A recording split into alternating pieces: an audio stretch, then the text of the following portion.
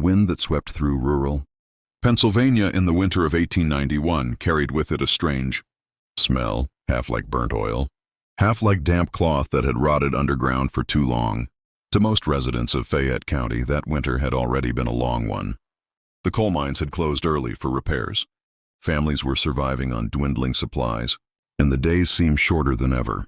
But for the people living on the outskirts of Uniontown, the unease that settled over their community was not from hunger or cold. It was from the looming, hulking shape of the Bartholomew and Sons traveling exhibition, which had set up camp in a derelict barn at the edge of the forest. It wasn't like the usual traveling shows. There was no cheerful parade of performers marching into town, no colorful posters plastered to storefront windows. The wagons had rolled in at night, creaking under the weight of heavy cargo, pulled by thin, sickly horses. A handful of shadowy figures unloaded crates, but they moved with an almost mechanical rhythm, speaking in low tones that seemed too quiet for the work they were doing. By morning, the barn had been transformed into a makeshift theater. Long curtains of faded crimson cloth, hanging from rafters, a crude stage lit by lanterns that flickered even when the air was still. People whispered about what the show contained. Some claimed they saw a man with a face like melted wax smoking a pipe near the horse trough. Others swore they'd heard the sound of a woman singing, in a language they couldn't recognize, though the voice was too deep, too resonant for comfort. And then there were the children, wide-eyed and trembling, who said they'd seen shapes moving behind the curtains, shapes that didn't walk like people at all. The townsfolk were curious, of course. Curiosity was a dangerous currency in 1891, especially in rural America. The freak shows of that era were both fascination and taboo, an invitation to see what was forbidden, to look upon what nature had twisted and society had hidden away. Bartholomew's exhibition advertised only by word of mouth, and the whispers grew into rumors. By the second week, the small barn was drawing in miners, housewives, and even preachers from neighboring towns. The tickets were cheap, 10 cents per head, and the promise of the most astounding human marvels ever collected was enough to loosen even the tightest purses. The first show was unsettling. There was no ringmaster with a booming voice, no polite introductions. Instead, the curtain rose to reveal a dimly lit platform where a figure stood motionless. He, or perhaps it, was a man whose arms hung longer than his knees, his hands dragging against the floor as though weighted by stones. His eyes glowed faintly, reflecting the lantern light in a way that made some think of cat's eyes.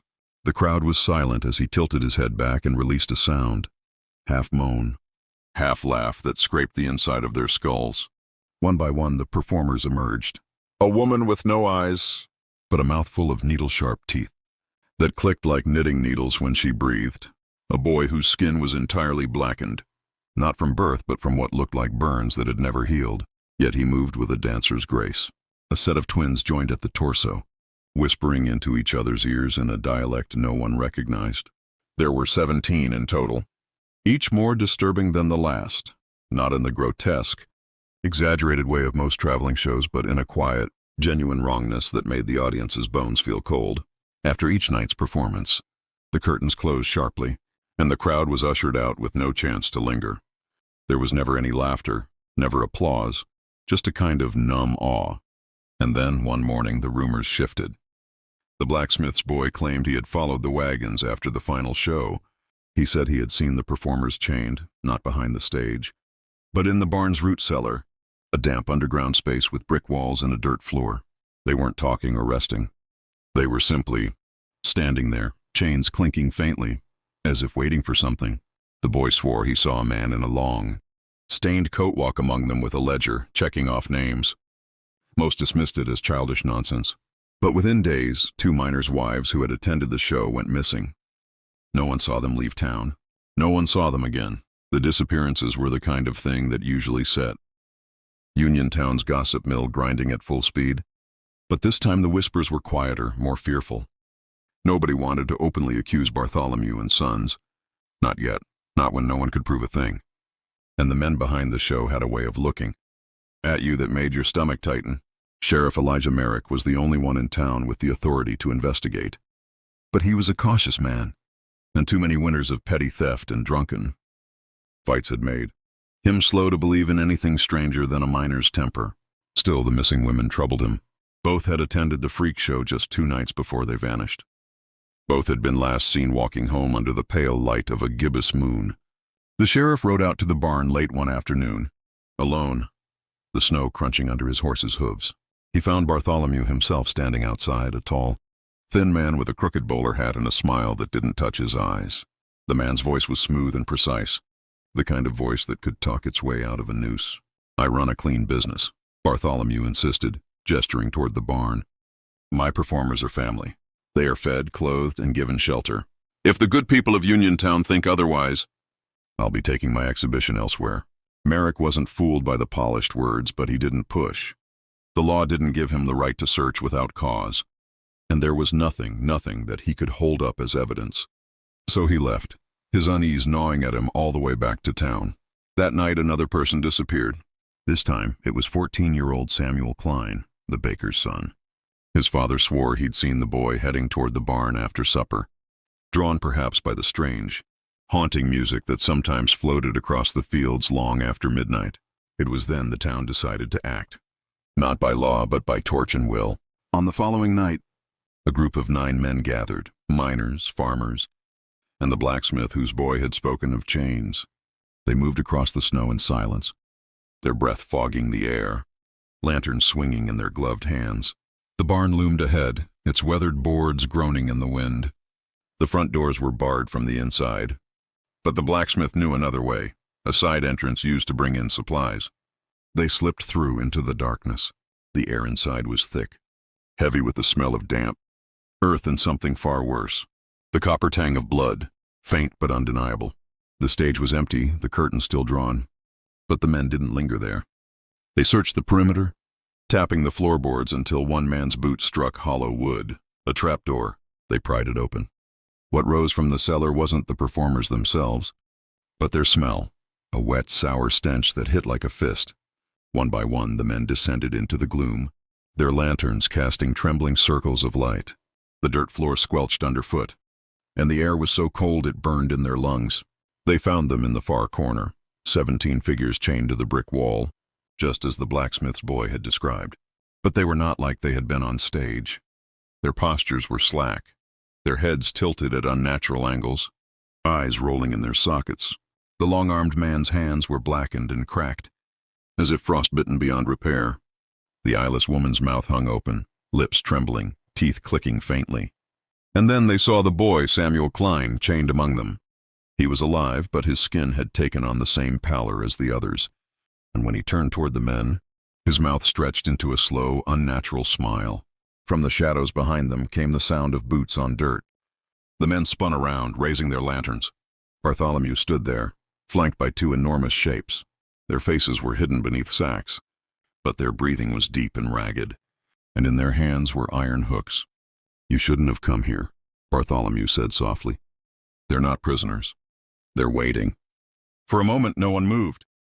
The flicker of the lanterns made Bartholomew's shadow stretch, impossibly tall against the cellar wall, reaching across the chained figures like a black skeletal hand. The 2 hulking shapes behind him didn't speak, but the slow tightening of their grip on the iron hooks was enough to send a cold wave down the miners' spines. The blacksmith, broad-shouldered and used to fights, stepped forward. "Let the boy go," he said, his voice low but steady. "And the others too. Whatever you're running here, it ends tonight." Bartholomew's smile widened, not in amusement, but in a kind of quiet satisfaction, as if this confrontation was exactly what he'd been waiting for. "Do you think they want to leave?" he asked, his voice echoing in the damp air. "Go on, ask them." One of the farmers glanced at the chained woman with the needle teeth. Her head tilted slightly toward him, and then, with a horrible clicking sound, she whispered in a rasping voice, "Stay." The word dragged out like it was caught in her throat, but it was unmistakable. The blacksmith's face drained of color. Samuel Klein's strange smile hadn't faded. Instead, the boy leaned forward on his chain, eyes gleaming in the lantern light. "They're not keeping us," he said, though his voice was hollow, almost rehearsed. "We're becoming." Before the men could react, the hulking shapes moved. One swung its iron hook at the nearest miner, catching his shoulder with a wet crack that sent him sprawling into the dirt. The other pushed through the group with terrifying speed, scattering them toward the wall. The lantern swayed wildly, throwing erratic shadows that made it impossible to tell where the attackers truly stood. Bartholomew didn't move from his spot.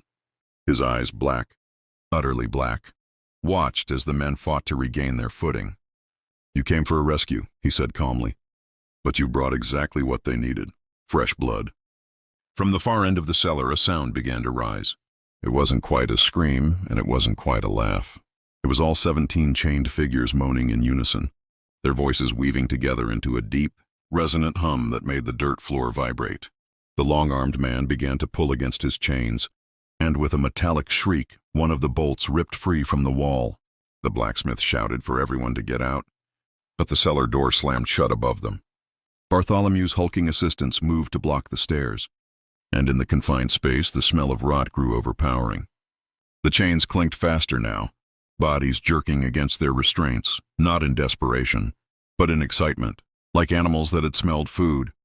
The men fought wildly, swinging lanterns and tools, trying to keep the creatures back. But for every blow landed, the chained figures seemed to grow stronger, pulling harder, their pale skin tightening over sharp, unnatural bones. And then one chain snapped completely. The eyeless woman lunged forward, her teeth clattering as her head whipped from side to side, sniffing the air. She found the wounded miner first. The wet tearing sound that followed made the others freeze for just a heartbeat too long. That was all it took. The eyeless woman's feeding was animal, yet deliberate, like she had done it countless times before. The sound of flesh tearing and bone snapping seemed to fuel the others. Chains rattled harder,